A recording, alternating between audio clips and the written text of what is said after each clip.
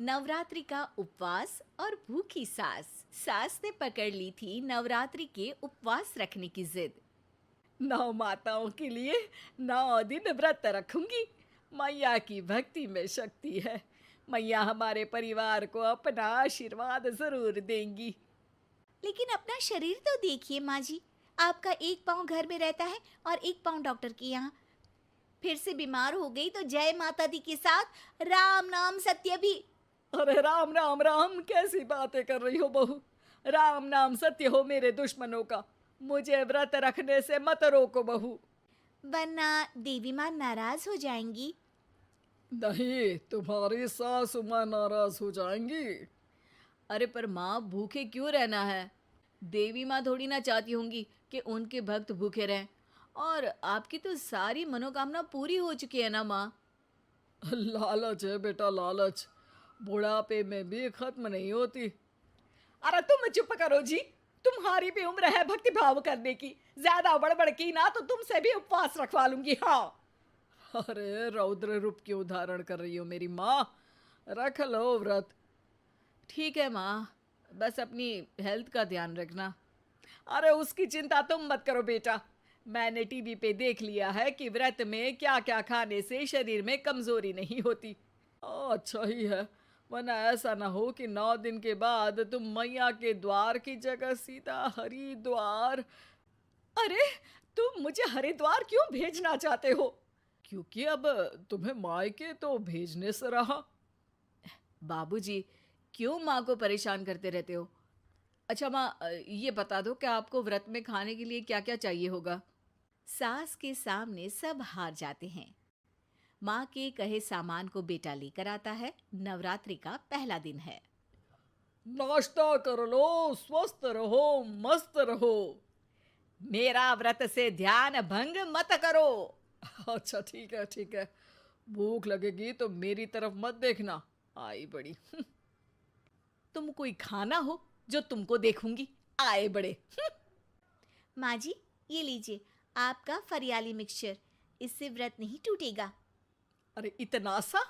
दिन भर भूखी रहने वाली हूँ, थोड़ा तो और ला दे। पर ये सब तो सपोर्ट के लिए होता है ना माँ जी, पेट भर के थोड़ी ना खाना होता है।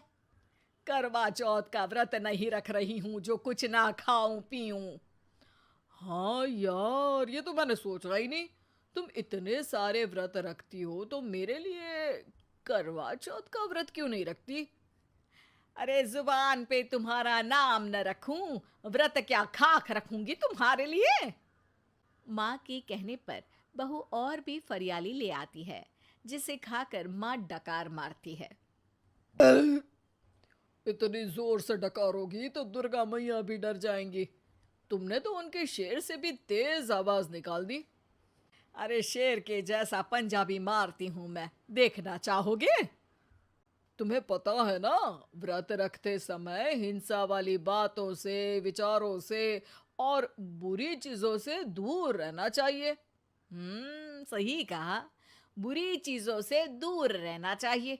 इसीलिए तो तुमसे दूर जा रही हूँ, दूसरे कमरे में।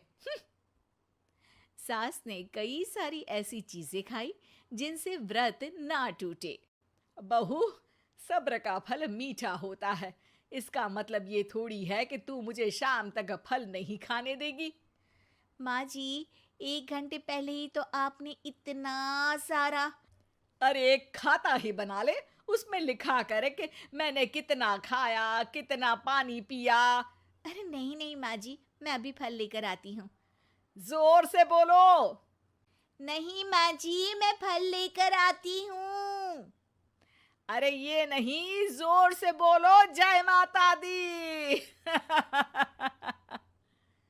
सासू माँ एक साथ बहुत सारे फल खा लेती है।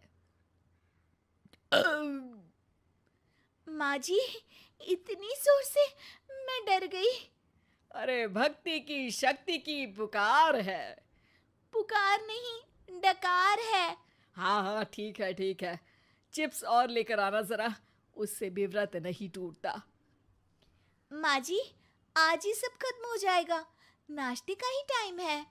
अरे ठीक है ना बेटा, मैं अब कुछ खाऊंगी ही नहीं, तुझे इतनी तकलीफ है तो।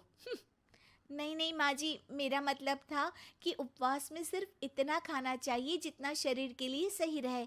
स्वाद के लिए खाने से तो अच्छा है कि उपवास ही मत रखो। माता जी की कृपा तो वैसे भी बनी ही रहती है। अरे वाह बहू वाह! एक ढोलक और हारमोनियम भी लेकर आना और प्रवचन करने लग जा। श्री श्री 108 बहु ईश्वरी माता। माँ जी, मैं आपके लिए चिप्स लेकर आती हूँ। बहू की सही सलाह को भी सास नजरअंदाज कर देती है। थोड़ी देर में बहू सास को चिप्स ला कर दे देती है। आलू की चिप्स, आहा मजा आ गया। आलू किसी भी सब्जी में चला जाता है। आलू पनीर, आलू पालक, आलू टमाटर, आलू भिंडी और तो और पराठे में भी चला जाता है। वैसे ही इंसान को भी हर स्थिति में आलू जैसा होना चाहिए। थोड़ी देर में वहां ससुर जी आते हैं। क्या चिप्स खा रही हो? अरे नहीं जी, दिख तो चिप्स ही रही है। अरे तो पूछ क्यों रहे हो? अरे गुस्सा क्यों हो रही हो? उपवास में गुस्सा नहीं करना चाहिए। और ऐसा तो है नहीं कि सिर्फ तुम उपवास करती हो, हमने भी तो किया होगा कभी। नहीं जी नहीं, तुम तो कर ही नहीं सकते। तुम उपवास में भी भेजा खाओगे और भेजा खाने से उपवास टूट जाता है। अच्छा थोड़ी सी चिप्स मुझे दे दो, मन ललचा रहा है। नहीं, उपवास के लिए है। तुम अपना खाना खा लेना जो भी बने। पूरा दिन सास कुछ ना कुछ खाती रहती है। जैसे ही रात होती है, बस उपवास हो गया, अब मैं खाना खाऊंगी। जो दिन भर से खा रही थी उसको क्या बोलते हैं? बाबूजी क्यों माँ को परेशान करते रहते हो? अरे लड़के, तेरी माँ दिन भर से इतना खा चुकी है कि देश में भूखमरी की समस्या इसी की वजह से बढ़ रही है। और खाने की दिक्कत नहीं है, कितना भी खाए लेकिन सेहत इधर उधर होती रहती है।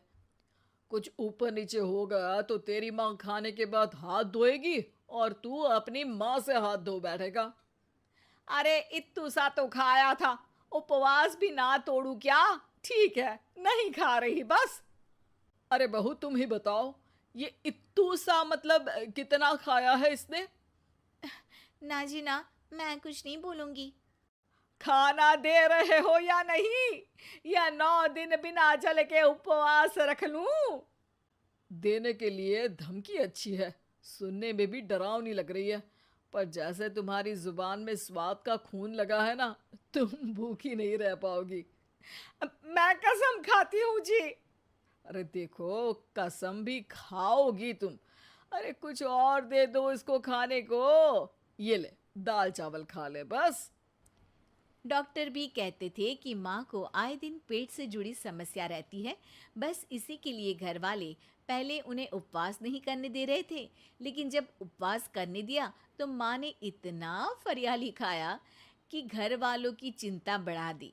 और जैसा कि घर वालों को डर था, अगले दिन उनकी तबीयत खराब भी हो गई। डॉक्टर को बुलाना पड़ा।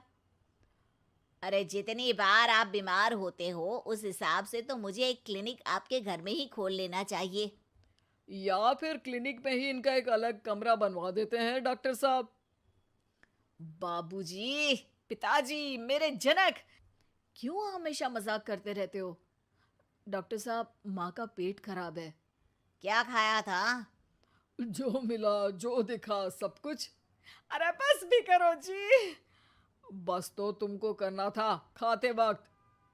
देखिए, खाना अच्छी बात है और उपवास भी आदमी को रखते रहना चाहिए, लेकिन तब जब शरीर लायक हो। पहले दिन ही बीमार हो गई तो 8 दिन कैसे होगा? आप व्रत मत रखो और खाने पीने पे ध्यान दो।